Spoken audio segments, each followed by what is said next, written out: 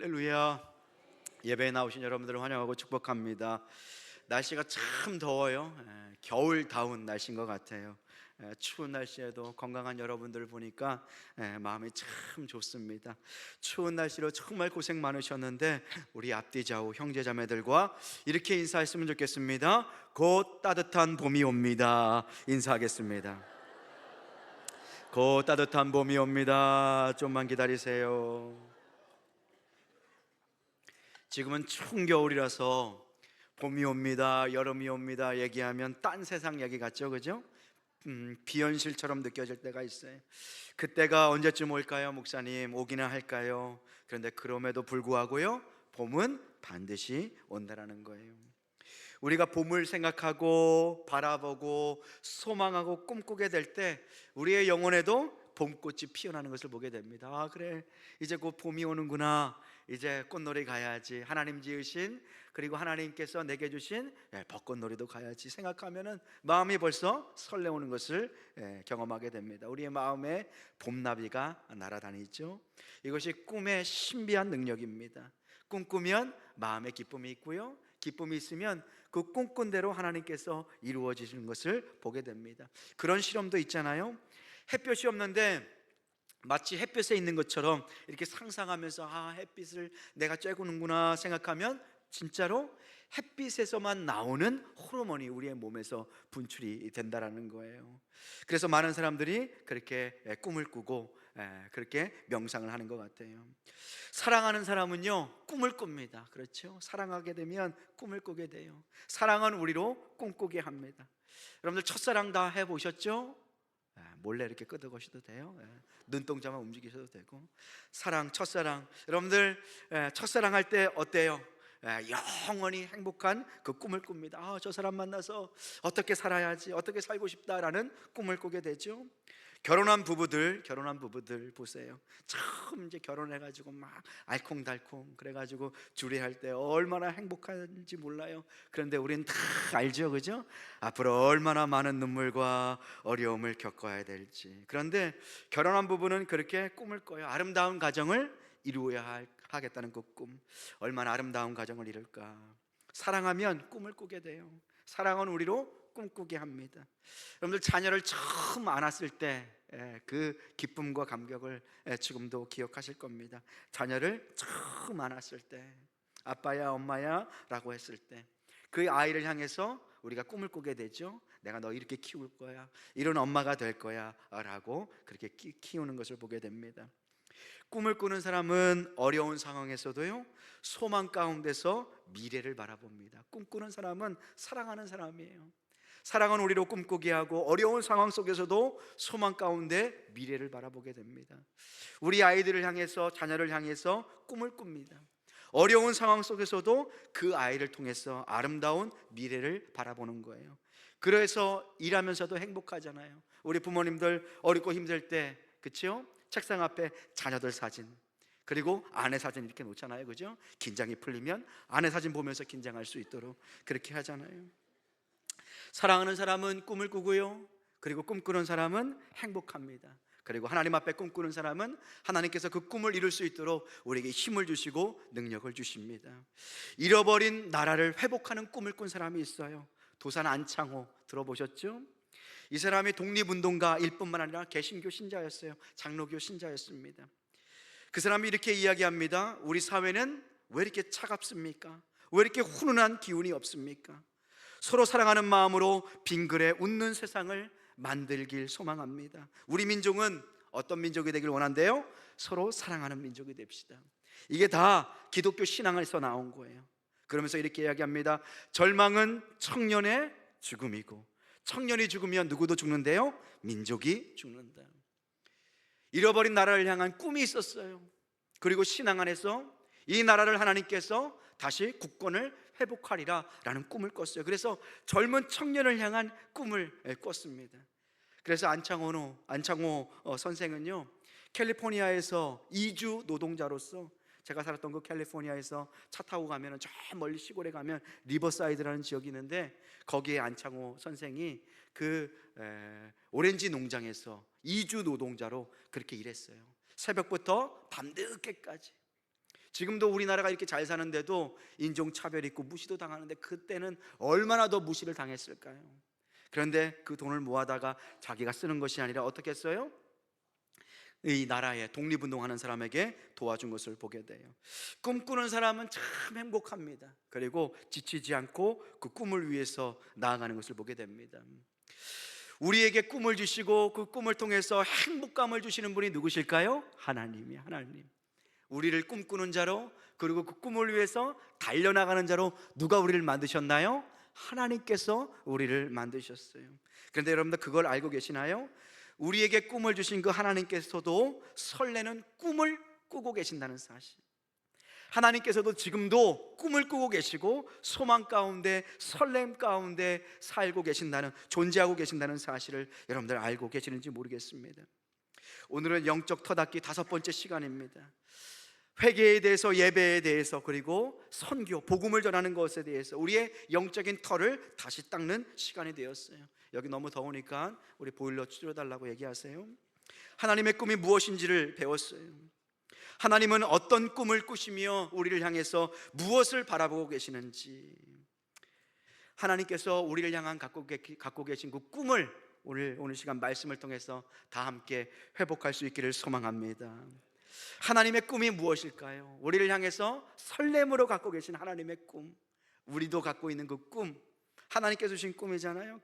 그 꿈은 하나님의 나라가 이 땅 가운데 세워지는 것입니다.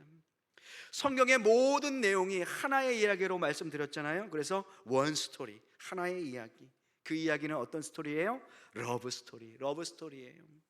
사랑의 이야기예요. 그 사랑의 이야기는 어떤 이야기입니까? 히스토리, 하나님의 이야기. 그리고 이 하나님의 이야기는 어떤 이야기로 가냐면요, 하나님 나라의 이야기로 가는 것을 보게 돼요. 하나님 나라의 이야기.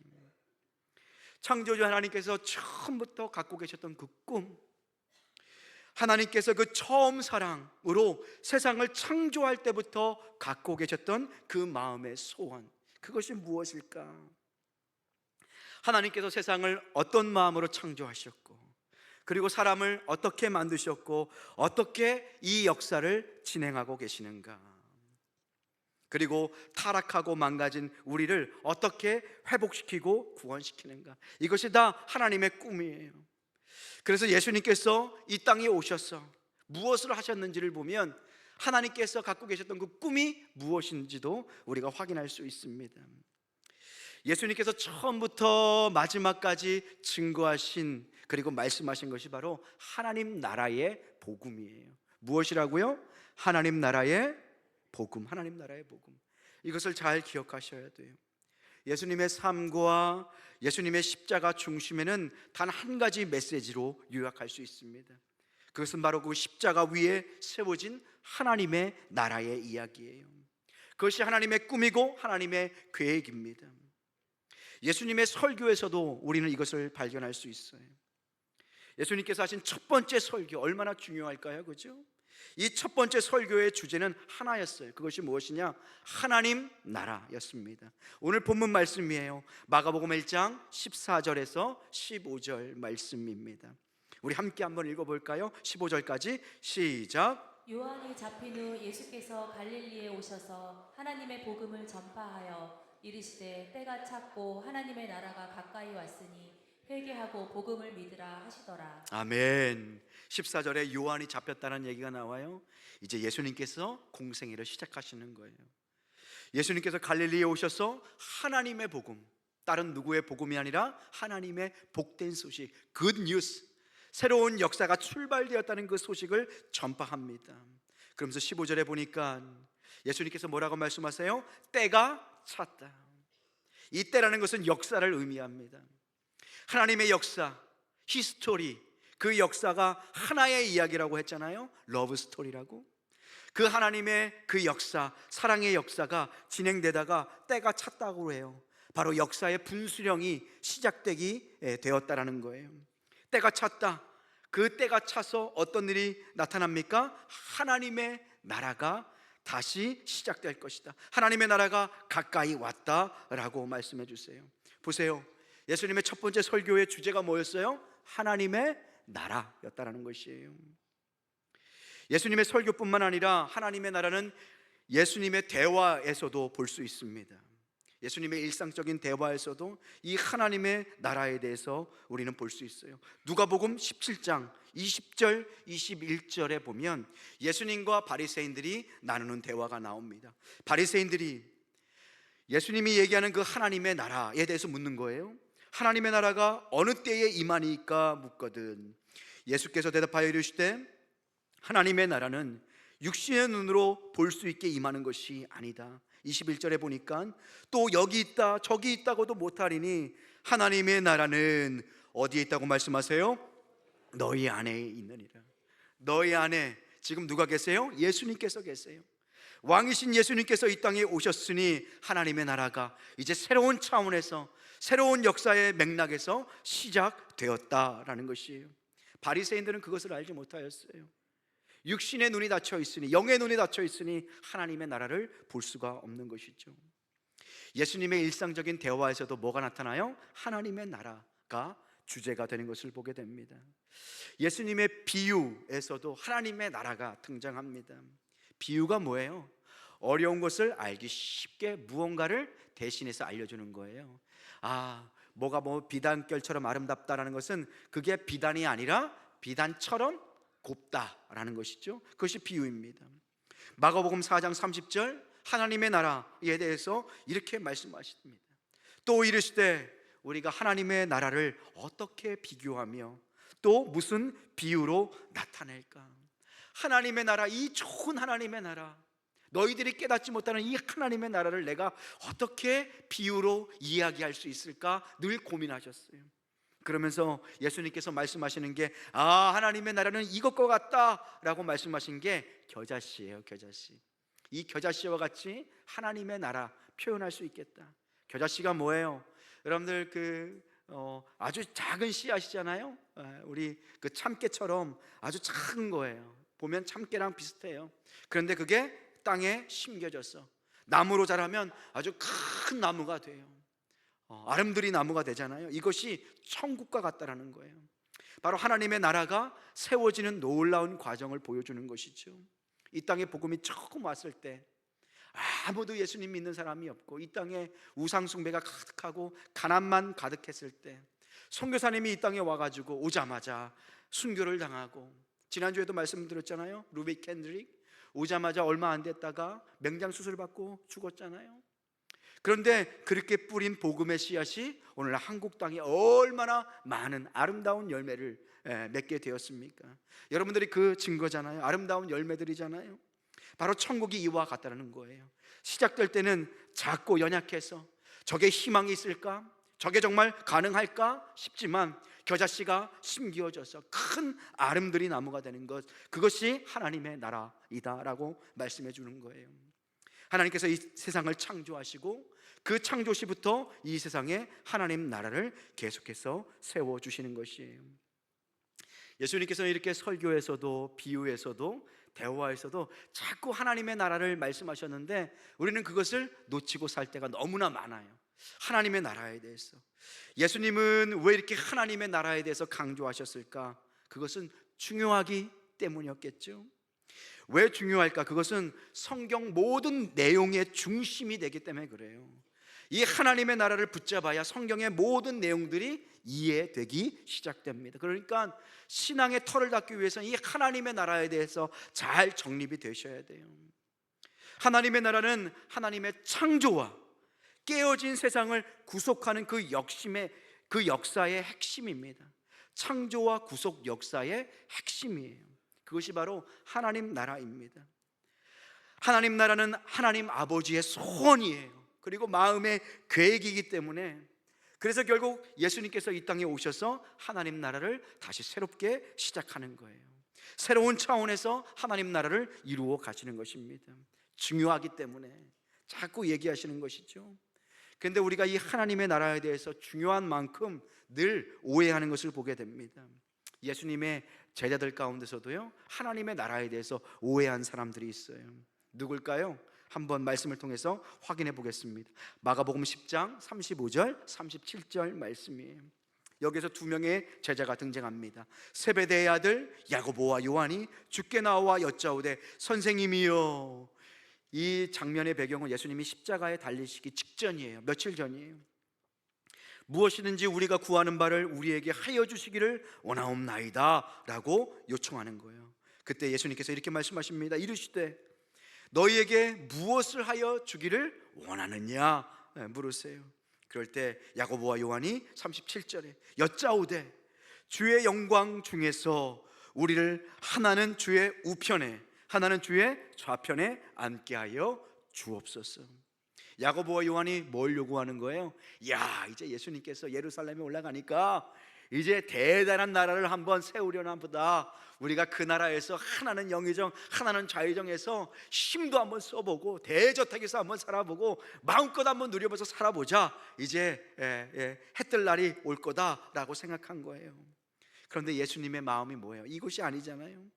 우리는 늘 하나님의 나라에 대해서 오해하는 경우가 있어요. 크고 대단한 것, 이 땅의 것을 바라볼 때가 있다는 것이에요. 하나님 나라를 이 땅의 제국으로 착각하고 오해하는 거예요. 그런데 하나님 나라는 그것이 아닙니다. 제자들뿐만 아니라 우리도 이 하나님의 나라에 대해서 늘 오해하는 경우가 많은 것 같아요. 어떤 오해가 있을까요? 하나님의 나라를 하늘에만 있는 나라라고 생각하는 경우가 있어요. 예수님께서 이 땅에 오셔서 하나님의 나라를 이미 시작하셨는데, 우리를 통하여 하나님의 나라를 이루는 백성으로 만들어 주셨는데, 하나님의 나라를 하늘에 있는 나라로만 생각하는 오해가 있다는 거예요. 그렇게 생각하면 어떻게 됩니까? 이 땅은 나중에 불태워지고 사라지고 없어질 거라고 생각하는 거예요.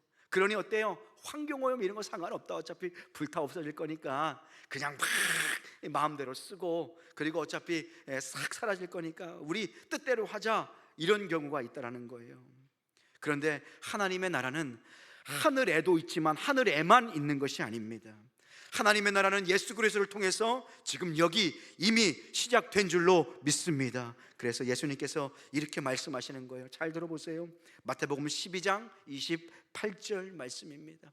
우리 함께 이 말씀 합독하여 읽겠습니다. 시작. 그러나 내가 하나님의 성령을 힘입어 귀신을 쫓아내는 것이면 하나님의 나라가 이미 너희에게 임하였느니라. 아멘. 성령께서 오셔서 귀신을 쫓아냈어요. 사단의 권세를 박멸하시는 거예요. 깨트리시는 거예요. 그때 귀신이 쫓겨나면서 하나님의 나라가 이미 너희에게 뭐라고 말씀하세요? 임하였느니라. 하나님의 나라가 이미 임하였느니라 말씀해 주시는 거예요. 그래서 하나님의 나라는 하늘에만 있는 나라가 아니라 지금 이 순간 우리 가운데 예수님을 통하여 이미 이루어진 나라임을 믿으실 수 있기를 소망합니다. 그러면 나중에 주님이 오시면 세상은 어떻게 될까요? 여러분들, 우리가 때때로 이 땅은 없어질 것, 사라질 것, 태워서 두루마기처럼 이렇게 말릴 것이라고 자꾸 잘못된 하나님의 나라에 대해서 생각하는데, 진짜 이 세상을 향한 하나님의 뜻은 무엇일까요? 그것은 태워 없어지는 장소가 아니라요, 하나님께서 마지막 날에 새롭게 회복이 될 것입니다. 이 땅이. 그것이 요한계시록 21장 5절 말씀이에요. 보좌에 앉으신 이가 이르시되, 예수님이시잖아요. 예수님이 이제 마지막 때에 이 땅에 다시 오실 거예요. 그때 보라, 내가 만물을 어떻게 하신대요? 새롭게 하노라. 내가 만물을 새롭게 할 것이다. 창조의 때보다 더 아름답게 완전하게 새롭게 할 것이다 라고 말씀해 주시는 거예요. 또 이르시되 이 말은 신실하고 참되니 기록하고 잊지 말아라 라고 말씀하시는 거예요. 이 땅이 썩어서 불태워서 없어지는 것이 아니라 하나님께서 어떻게 하신다고요? 새롭게 하시는 거예요. 완전하게 하시는 거예요. 그래서 우리는 이 땅에 임한 하나님의 나라를 사랑하셔야 돼요. 하나님의 창조의 세계를 누리고 기뻐하셔야 하는 거예요. 우리가 잘못 알고 있는 하나님의 나라, 하늘에만 있다라는 것뿐만 아니라 또 두 번째는 내가 죽어야지만 갈 수 있는 곳으로 생각할 때가 있어요. 내가 죽어야지만 갈 수 있는 그곳, 이 땅에서 무슨 의미가 있나? 그냥 아무렇게나 살다가 빨리 천국 가야지. 그것이 고린도 교회 성도들이 갖고 있던 잘못된 신앙이었잖아요. 그렇지 않아요. 하나님께서는 지금 이 순간 우리를 통하여 하나님의 나라를 지금도 세워 가시는 줄로 믿습니다. 그렇기 때문에 이 땅의 삶이 의미가 있는 거예요. 이 땅의 짧은 인생 동안에 하나님 나라를 누구를 통해서요? 나를 통해서 세워 가시는 것입니다. 그래서 이 오해에 대한, 우리의 오해에 대한 예수님의 대답이 바로 누가복음 17장 20절 21절에 우리 다시 한번 봤으면 좋겠어요. 예수님을 통해서 이 나라, 하나님의 나라가 새롭게 시작되었음을 보여줍니다. 20절 말씀, 21절 말씀 함께 다시 한번 읽어보겠습니다. 시작. 바리새인들이 바리새인들이 하나님의 나라가 어느 때에 임하나이까 묻거늘 예수께서 대답하여 이르시되 하나님의 나라는 볼 수 있게 임하는 것이 아니요 또 여기 있다 저기 있다고도 못하리니 하나님의 나라는 너희 안에 있느니라. 아멘. 하나님의 나라는 어디 있다고요? 우리 안에. 예수님을 믿는 자들을 통하여 하나님의 나라가 지금도 세워져 가고 있다는 것입니다. 그래서 하나님의 나라는 지금 여기에 예수님을 통하여 성령님께서 임한 나의 삶의 자리에, 그리고 예수님의 오심으로 새로운 차원의 하나님의 나라가 우리 안에 시작되었음을 믿어야 하고 그것을 붙잡아야 한다는 것입니다. 여기서 한번 정리하고 갈게요. 하나님께서는 꿈을 갖고 계세요. 우리에게 꿈을 주시고 그 꿈을 통하여 행복을 느끼게 하신 것처럼 하나님도 꿈이 있으세요. 그것은 하나님의 나라를 향한 꿈이에요. 이 땅에 이 세상을 창조하셨잖아요, 그죠? 하나님의 꿈이 있었어요. 아담과 하와, 그리고 이 세상을 통해서 하나님과 교제하며 하나님의 영광을 드러내길 원하시는 꿈을 갖고 계셨어요. 그런데 인간이 타락함으로, 하나님께 반역함으로 이 땅이 망가지고 깨어지게 되었잖아요. 그래서 하나님께서는 이 세상, 망가진 세상을 어떻게 해요? 그냥 버리시지 않고 예수님을 통해서 회복하시고 구원하세요. 그리고 이 예수님을 통하여서 하나님의 나라를 이루어 가시는 것이에요. 복음을 통하여 죽은 곳에 생명을 전하시고 깨어진 곳에 하나님께서 새 생명을 허락하세요. 그리고 마지막 날 예수님께서 다시 오실 그날에 이 땅에 하나님의 나라가 완성되어질 줄로 믿습니다. 그것이 바로 하나의 이야기, 원 스토리, 러브 스토리, 히스 스토리, 하나님 나라의 이야기인 것이에요. 그래서 이 하나님의 구속의 역사, 이 세상의 역사는 점진적으로 성취되어져 가는 거예요. 하나님께서 창조하시고 그리고 우리를 부르시고 그리고 우리를 인도하시고 맨 나중 예수님께서 다시 오실 그날 완성되어 가는 거예요. 그래서 하나님의 약속, 하나님의 구속의 역사는 점진적으로 성취되어 갑니다. 하나님 나라의 회복은 점진적으로 완성되어 가는 거예요. 지금은 연약하고 하나님 나라가 희미하지만 우리를 통하여 하나님의 나라가 점점 더 확실해져 가고 명확해져 가는 거예요. 아브라함 한번 보세요.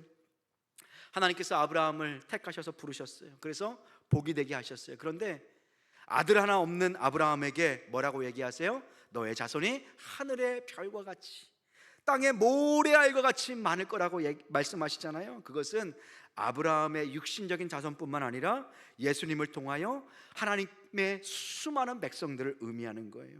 이렇게 아브라함을 부르셔서 나중에 아브라함의 그 자손들을 통하여 한 민족을 만드세요. 점점 더 명확하게 드러나는 거예요. 그리고 모세를 통해서 어떻게 하세요? 출애굽, 애굽 땅에서 나오게 하심으로 한 나라를, 한 국가를 세우세요. 그것이 이스라엘이라는 나라예요. 이스라엘은 나라가 그 민족만을 위한 나라가 아니라 제사장 나라, 하나님의 백성으로 어떻게 사는지, 하나님의 영광을 어떻게 드러나는지 온 세상에 볼 수 있도록 이스라엘, 하나님의 나라를 세운 거예요. 그래서 다윗 왕을 거기에 세우시고 지지난주에 말씀드린 것처럼 다윗의 장막, 예배하는 공동체, 하나님을 높이는 공동체로 이스라엘 백성을 세운 거예요. 그런데 이스라엘 백성이 하나님 앞에 실패해요. 깨어지고 넘어져요. 그래서 이스라엘 백성을 다 흩어서 온 열방 가운데 다 흩습니다. 근데 그것도 다 하나님의 계획이에요. 그래서 그 흩어진 유대 민족 가운데 결국 다윗의 뿌리를 통해서 누가 오시는 거예요? 예수님께서 오시는 거예요. 그 예수님께서 결국 이 땅에 오셔서 하나님의 구원의 역사를 이루시고 하나님의 나라가 전반적으로 완전히 다르게 시작되는 새 창조의 역사를 예수님 이후로 지금까지 이루고 계신다는 것이에요. 그래서 구속사의 흐름, 하나님 나라의 역사의 흐름, 여러분들 이걸 잘 기억하셔야 돼요. 방송실 그 다음 거 바로 틀어주세요. 나중에 틀어주지 말고. 자, 창조, 하나님께서 창조, 하나님의 목적과 계획을 따라서 이 세상을 만드셨어요. 계획을 갖고 만드셨어요. 그리고 아담과 하와에게 약속해 주셨어요. 내 말을 잘 따르고, 그리고 선악과를 먹지 말고 생명나무에 있는 과실을 따먹고 영원히 나와 함께 교제하며 하나님 나라를 이루어가자라고 약속해 주셨는데, 아담과 하와가 그것을 깨트렸어요. 내가 하나님 노릇하겠다, 내가 내 인생에 하나님 되겠다라고 선악을 판단하는 그 열매를 따먹어요. 그래서 타락했어요. 망가지고 깨어졌어요. 이제 하나님이 아니라 사단의 지배를 받는 죄 가운데 망한 인생이 되었어요. 그런데 그 아담과 하와를 통해서 하나님께서 약속을 주세요. 그래서 구속사가 시작되는 거예요. 유대 민족을 통하여 하나님의 역사가 지속되는 거예요. 그리고 결국 누가 오십니까? 예수님께서 십자가에 달리셨어. 그 약속하신 대로 물과 피를 쏟으셔서 우리의 모든 죄를 씻어주시고 모든 죄값을 치루신 거예요. 그리고 이 땅에 하나님의 나라가 지금으로부터 예수님이 오시는 그날까지 이제 하나님의 나라가 지속되는 거예요. 언제 완성이 돼요? 예수님께서 다시 오실 때. 그래서 우리 성도들은요, 이미 이겨놓은 싸움을 싸우는 자예요. 매일 실패하고 넘어지고 연약하지만 결국 우리를 누가 승리케 해주세요? 예수님을 믿는 자들, 예수님의 사랑을 의지하는 자들, 결국에는 하나님 나라의 백성으로 세워주신다는 거예요. 그래서 우리 교회 이름이 뭐예요? 승형교회잖아요. 승형교회. 다시 오실 그 주님, 내게 승리를 주신 그 주님, 이 땅 가운데 승리의 복음을 전하는 자로 살게 하여 주옵소서. 그것이 우리 승형교회 이름의 뜻이 아닙니까? 그래서 하나님 나라를 통해 하나님의 선명한 뜻, 하나님의 꿈을 발견할 수 있어요. 그것은요, 이 땅에 하나님의 나라를 세우시는 거예요. 세상을 만드신 하나님의 계획과 하나님의 마음과 하나님의 목적이 뭐예요? 왜 세상을 만드셨어요? 왜 우리를 만드신 거예요? 그것은 온 창조 세계 만물과 하나님 자신과 화목해 되는 거예요. 어떻게 된다고요? 화목해 되는 거예요. 원래 창조했던 계획을 하나님께서 이루어 가시는 거예요. 구속의 역사를 통해서. 골로새서 1장 20절 말씀입니다. 너무 중요한 말씀이니까 우리 한번 읽어볼게요. 하나님께서 화목해 하신다는 그 약속, 그 마음을 확인했으면 좋겠습니다. 우리 함께 읽어보겠습니다. 시작. 그의 십자가의 피로 화평을 이루사 만물 곧 땅에 있는 것들이나 하늘에 있는 것들이 그로 말미암아 자기와 화목하게 되기를 기뻐하시니라. 아멘. 십자가의 피로 무엇을 이루신대요? 화평을 이루신대요. 하나님과 우리 사이에 죄의 담이 쌓여 있었잖아요. 이 죄의 담을 십자가로 허무신 거예요. 십자가로 깨트리신 거예요. 사단의 권세를 깨트리시고 화평을 이루게 하신 거예요. 그래서 땅에 있는 것들이나 하늘에 있는 것들이 예수님으로 말미암아 하나님과 어떻게 하길 원하신대요? 화목해 하기를 원하시는 거예요. 하나님은 이 화평을 이루시기 위해서 두 가지 일을 하세요. 첫 번째, 사단의 권세를 깨트리십니다. 그것이 예수님께서 이 땅에 오신 이유예요. 예수님의 십자가 사역으로 죄와 사단의 악을 멸하시고 깨트리십니다. 그래서 아담과 하와에게 말씀하시잖아요. 사단은 여자의 후손의 뒤꿈치를 물 것이지만 여자의 후손, 제라, 단수예요, 단수. 여자의 후손은 사단의 머리, 뱀의 머리를 깨트릴 것이다 라고, 그것이 원시 첫 번째 복음, 굿뉴스잖아요. 예수님께서 이 땅에 오신 것은 당신의 나라를 파괴하고 하나님 백성을 속여서 파멸시킬 그 사단을 심판하시기 위해서 이 땅에 오신 것입니다. 그래서 십자가를 통해서 어둠을 꺾으시고 죄의 권세를 깨트리신 것이에요. 마태복음 12장 28절 말씀, 그것이 바로 증거 아닙니까? 그러나 내가 하나님의 성령을 힘입어, 마태복음 12장 28절에 보면 귀신을 쫓아내는 것이면, 성령을 힘입어 귀신을 쫓아내는 것이면 하나님의 나라가 이미 너희에게 어떻게 했대요? 임하였다. 귀신을 쫓아냈잖아요. 여러분들, 귀신들이 예수님의 십자가 앞에서 벌벌 떠는 거 여러분들 한번 보시지 않으셨어요?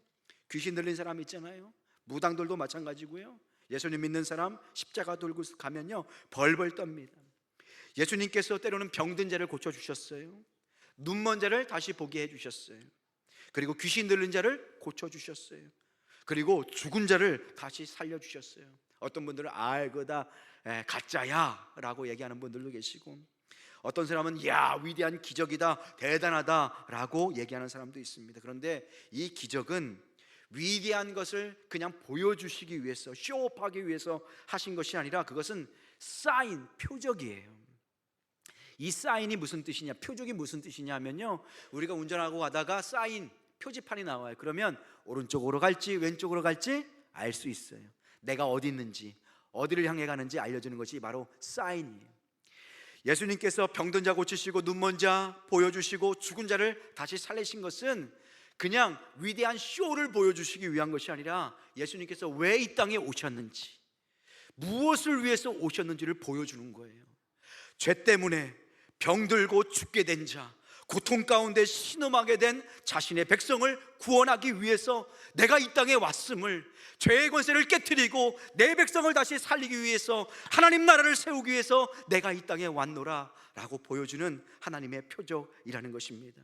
그래서 예수님께서는 때로는 질병을 고치시고 때로는 죽음과 죄의 권세를 깨트리시는 것을, 그래서 예수님께서 결국은 어디에 달려 돌아가세요? 십자가에 달려 돌아가시는 것이에요.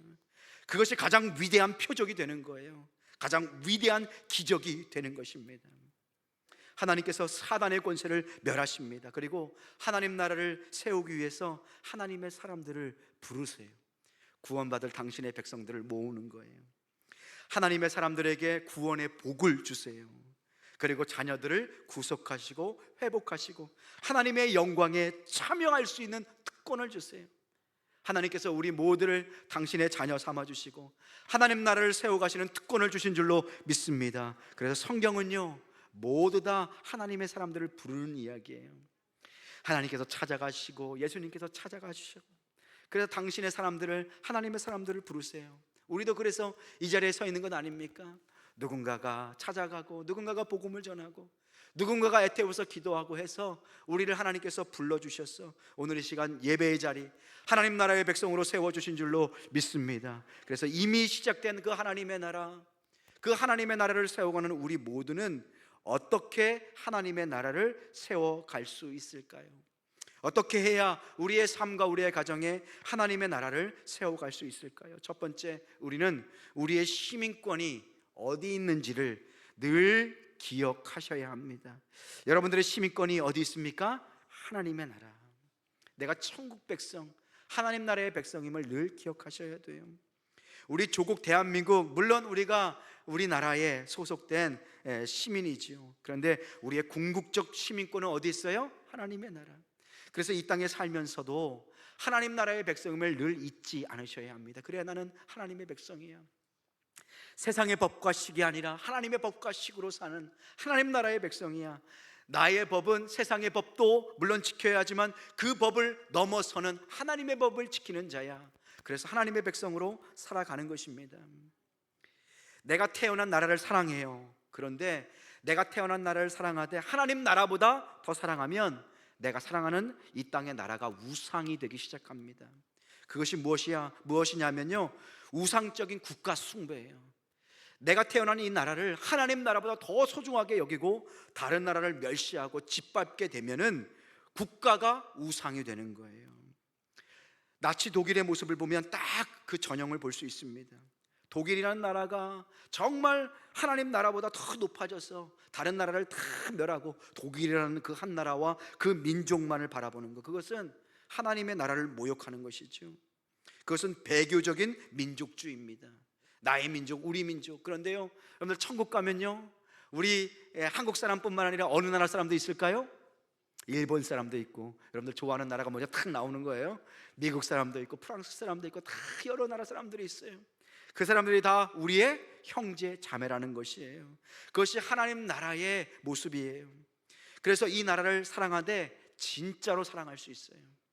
이 나라만 사랑해서 하나님보다 이 나라를 더 사랑하는 사람들은요, 국가를 숭배하게 돼요. 그러면 진정한 나라를 세울 수가 없어요. 이 땅에서 우리가 하나님 나라를 꿈꾸며 이 땅을 살지만 하나님 나라를 닮은 국가를 세워가기를 원하시는 것, 그것이 하나님의 뜻이에요. 이 땅에 살면서 하나님 나라를 바라보는 사람은요, 이 한국 땅에서도 하나님 나라를 닮은 나라를 세워가길 원해요. 그것이 도산 안창호의 꿈 아닙니까? 하나님을 섬겼어요. 하나님 나라를 바라보게 되었어요. 하나님, 우리나라가 국권은 이뤘지만 하나님을 닮은, 하나님 나라를 닮은 나라가 세워지게 하여 주옵소서. 우리나라가 너무 차갑습니다. 서로 싸우고 서로 분열됩니다. 우리나라 사랑하는 나라가 되게 하여 주옵소서. 그래, 도산 안창호가 그렇게 고백한 거 아니에요? 청년이 꿈을 꿔야 되는데, 예수님 안에서 꿈꾸고 비전을 꿈꿔야 되는데 청년이 몰락하고 있습니다. 하나님, 우리나라의 청년들이 꿈꾸게 해주세요. 다 하나님의 나라를 바라볼 때 자기의 민족의 나라를 진정으로 사랑할 수 있게 되는 것입니다. 사랑하는 성도 여러분, 우리나라가 매우 어려운 상황에 있습니다. 나라를 사랑하되 하나님의 나라를 먼저 바라볼 수 있는 여러분 되시길 소망합니다. 그리고 이 땅의 나라가 하나님 나라를 닮을 수 있도록, 우리의 이념으로 찢어져서 서로를 죽일 때까지 싸우는 나라가 아니라, 우리가 다 우리나라 잘 살게 하려고 그렇게 정치인을 뽑은 거 아니에요? 그러니까 남과 북으로도 이렇게 나누어졌는데 동과 서로도 나누어지고 이념으로 나누어지는 나라가 되었으니 여러분들 가슴을 쳐야 하지 않겠습니까? 우리 한국교회가 이 나라와 민족을 위해서 기도해야 될 줄로 믿습니다. 하나님의 나라는 나누고 싸워지는 나라가 아니라 예수님의 복음으로 하나가 되어서 부족함은 위로하고 채워주고 서로 사랑하는 나라, 하나님의 나라를 세워가는 여러분 되시길 소망합니다. 우리는 우리의 시민권이 어디 있는지를 늘 기억해야 해요. 그리고 두 번째, 우리가 하나님의 나라를 세워가기 위해선 하나님 나라의 일상성을 추구해야 돼요. 그것이 무슨 뜻이냐? 내가 가는 곳마다 하나님의 나라가 세워져야 한다는 것이에요. 여러분들의 직장이 어디입니까? 여러분들의 직장이 어디인지 모르겠지만 여러분들 가는 직장마다 하나님 나라가 세워져야 될 줄로 믿습니다. 세상의 나라와 하나님의 나라가 지금도 싸우고 있어요. 지금도 전쟁 중이에요. 영적인 전쟁. 믿음의 눈을 들면 영적인 전쟁을 하고 있는 것을 보게 돼요. 지금도 이념과 하나님의 복음이 싸우고 있는 중이에요. 이념은 어떻게 해요? 서로 나눠서 싸워서 상대방을 죽여야 하는 것이 이념이에요. 근데 이 이념을 뭐라고 말씀드렸어요? 사람만의 힘으로 유토피아를 만들려고 하는 곳마다 뭐가 만들어졌다고 말씀드렸어요? 지옥이 만들어졌다. 하나님 없이 나의 나라를 만들려는 세상의 노력은, 사람의 노력은 결국 지옥으로 끝나는 거예요. 우리 복음의 일상성, 하나님 나라의 일상성을 추구하셔야 합니다. 지금도 영적 전쟁이 계속되고 있어요. 그런데 여러분들이 가는 곳마다 사단의 계획은 깨어지고 하나님 나라가 세워지기를 주님의 이름으로 축복합니다. 복음으로 무장되어서 지금 이 순간 영적으로 어떻게 싸워야 하는지를 분별하는 거예요. 어떻게 하면 내가 세상의 원리와 세상의 식이 아니라 하나님의 나라를 세울 수 있을까? 하나님의 공의를 세울 수 있을까? 기도하며 하나님의 나라를 세워가는 것입니다. 그것이 하나님 나라의 일상성 추구예요. 마태복음 6장 33절 말씀입니다. 하나님의 나라를 어떻게 세울 수 있을까요? 함께 읽어보겠습니다. 시작. 그리하면 이 모든 것을 너희에게 더하시리라. 아멘. 너희는 먼저 그의 나라, 누구의 나라예요? 예수님의 나라, 하나님의 나라를 구하라. 그리고 그분의 의를 구하라. 하나님의 법으로, 말씀의 법으로 살아가라 라고 말씀해 주시는 거예요. 그러면 이 모든 것을 너에게 어떻게 하신대요? 더할 것이다. 네가 가는 곳마다 하나님의 나라를 세워라. 그러면 하나님께서 책임지고 그 나라를 붙들어 주실 것이다 라는 약속이에요. 너희는 먼저 그의 나라를 구하라 라는 것은 첫 번째, 두 번째, 세 번째 하나님의 나라, 그 다음에 나의 나라, 그 다음에 저 나라 이렇게 세우는 것이 아니에요. 하나님의 나라는 우리의 모든 삶의 영역을 감싸는 것, 그것이 먼저 그의 나라와 그의 의를 구하라는 뜻이에요.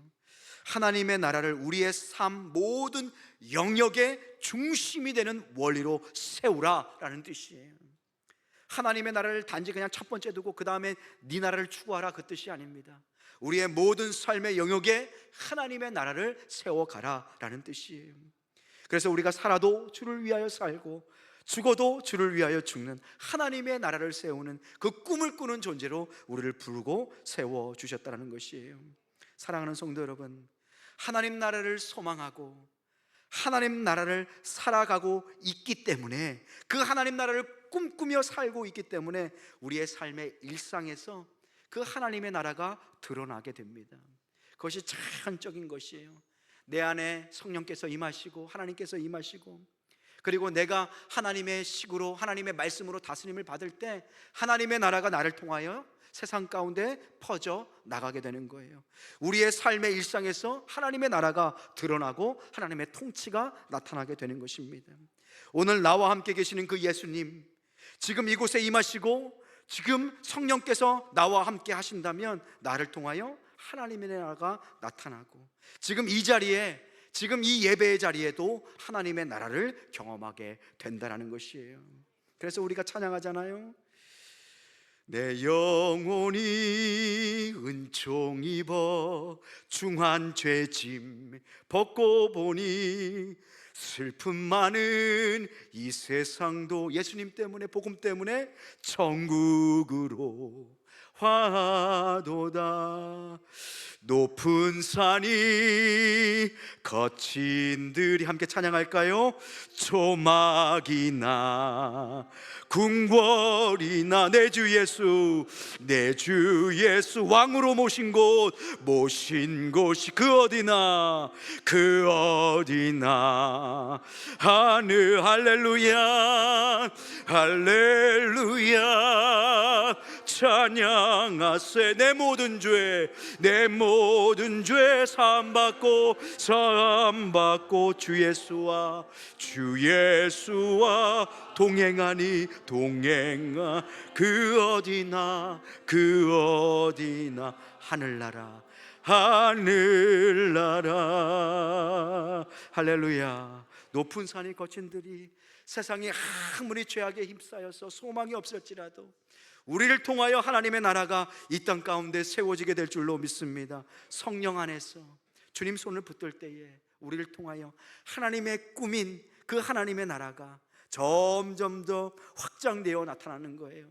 소망을 잃고 길을 잃은 우리 나라도 우리 교회를 통하여, 우리를 통하여 다시 한번 새 생명으로 주님의 뜻으로 세워지게 될 줄로 믿습니다. 그래서 여러분들 결심하셔야 돼요.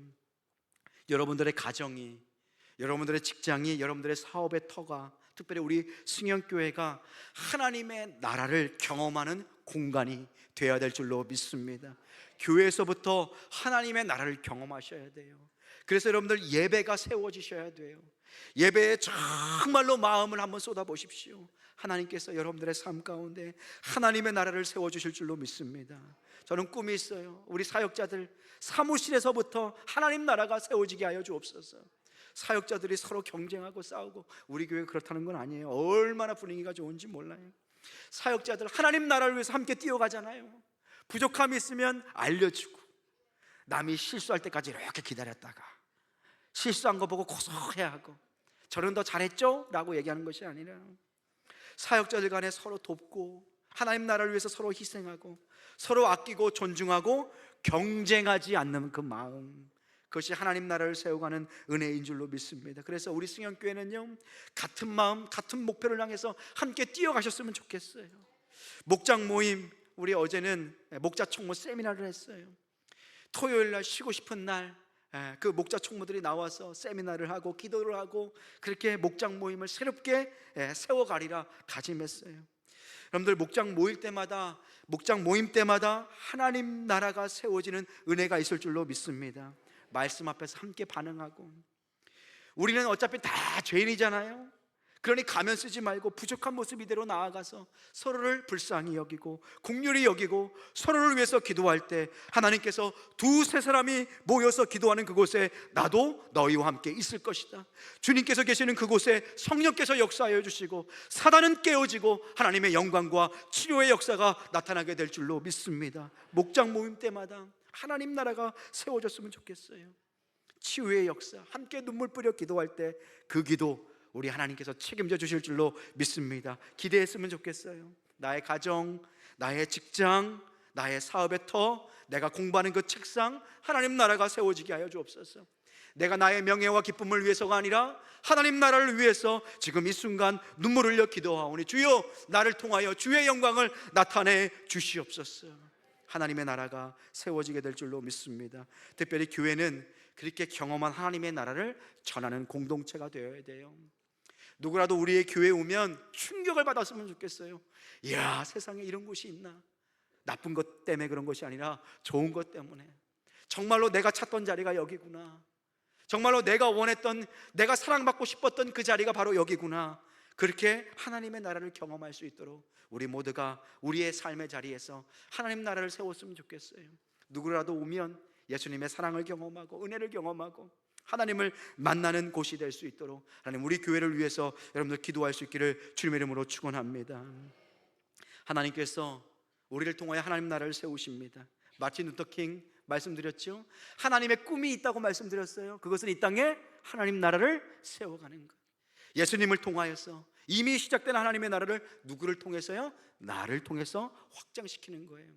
하나님께서 꿈꾸시는 것처럼 우리도 꿈이 있습니다. 그것은 하나님 나라를 향한 꿈이에요. 나이가 많으신 우리 선배, 믿음의 선배 여러분, 나이가 많다고 꿈을 접을 수 있습니까? 아니에요. 하나님의 나라가 우리 가운데 꿈처럼 이루어질 그것을 함께 바라봤으면 좋겠어요. 내가 나중에 천국에 가서 하나님과 예배할 그 모습, 먼저 떠나간 나의 형제 자매들 만날 그 모습을 바라보면서 이 땅에 후회 없이 하나님의 영광을 이루는 여러분 되시길 소망합니다. 마틴 루터 킹, 나에게는 꿈이 있습니다, 이렇게 얘기했어요. 그는 하나님의 나라를 바라봤어요. 그리고 이 땅에 하나님의 나라가 이루어지기를 소망하며 그의 인생을 바쳤어요. 그는 이렇게 고백합니다. 우리는 절대 만족할 수 없습니다. 흑인들이 경찰들의 만항에 아무런 말도 할 수 없는 두려움의 희생자가 되는 한 우리는 절대 만족할 수 없습니다. 우리 어린이들이 자존심을 박탈당하고 백인 전용이라고 쓰여진 문구에 자신들의 존엄성을 강탈당하는 한 절대로 우리는 만족하지 않습니다. 정의가 강물처럼 흘러내리고 정직이 급류처럼 흘러내릴 때까지 나는 만족하지 않을 것입니다. 나에게는 꿈이 있습니다. 언젠가는 조지아주의 푸른 붉은 언덕 위에서 노예들의 후손들과 노예 소유주들의 후손들이 형제애의 식탁에서, 이건 복음의 식탁이에요, 교회의 식탁을 의미하는 거예요, 함께 자리할 수 있을 것이라는 꿈이 있습니다. 나에게는 꿈이 있습니다. 나의 4명의 어린아이들이 언젠가는 그들의 피부색이 아니라 그들의 인격과 성품에 의하여 인정받는 나라에서 살게 될 것이라는 꿈을 가지고 있습니다. 여러분들, 마틴 루터 킹이 하나님 나라의 그 복음을 들었어요. 그리고 자신의 나라의 그 깨어짐과 인종차별을 봤어요. 이 땅에 하나님 나라가 되어야 될 텐데 이렇게 끝나면 안 될 텐데 그에게는 꿈이 있었어요. 그리고 그 꿈을 위해서 믿음의 씨앗을 뿌렸어요. 마틴 루터 킹이 이 이야기를 할 때는 전혀 가능성이 없어 보였어요. 그런데 지금 미국이라는 나라 조금은 더 성장하고 최소한 이 정도의 나라는 아니잖아요. 우리가 이 땅 가운데 하나님의 나라를 세워가야 될 줄로 믿습니다. 도산 안창호처럼, 마틴 루터 킹처럼 이 민족, 어둠 가운데 있는 이 민족을 향하여 하나님 나라가 세워지도록, 우리의 가정과 삶 가운데 하나님 나라가 세워질 수 있도록 기도할 때 하나님께서 우리를 붙들어 아름답게 사용하여 주실 줄로 믿습니다. 오늘 시간 그 하나님의 나라를 꿈꾸면서 함께 찬양했으면 좋겠어요. 우리 다 같이 자리에 일어나셔서 함께 찬양하시겠습니다.